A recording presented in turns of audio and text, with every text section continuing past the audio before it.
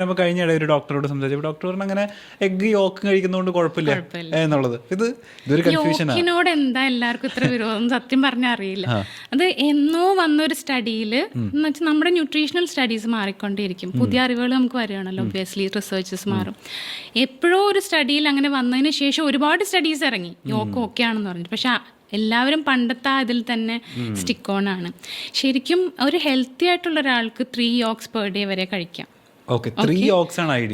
Three eggs, whole eggs. Okay, നമ്മളിപ്പോൾ ഒരു egg കഴിക്കുമ്പോൾ നമ്മൾ പ്രോട്ടീൻ കിട്ടാൻ വേണ്ടിയിട്ട് എഗ്ഗ് കഴിക്കുമ്പോൾ 6 grams പ്രോട്ടീൻ പെർ എഗ്ഗ് പറയും. ഓക്കെ, അതിൽ 3 gram വൈറ്റ് ആണ്, ബാക്കി 3 gram യോക്കിലാണ്.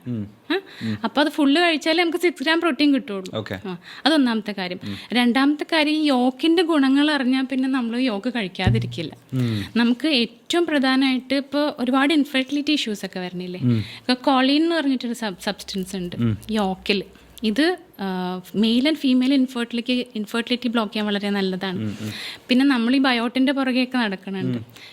എഗ് യോക്കാണ് ബയോട്ടിൻ്റെ ഏറ്റവും ബെസ്റ്റ് സോഴ്സ്.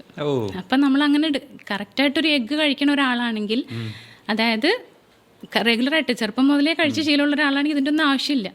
നമ്മൾ ഓൾറെഡി ആ ട്രാക്കിലാണ്, ഹെൽത്തി ട്രാക്കിലാണ്. അപ്പോൾ കുട്ടികൾക്കായാലും അഡൽട്സ് ആയാലും യോക്ക് കഴിക്കാം.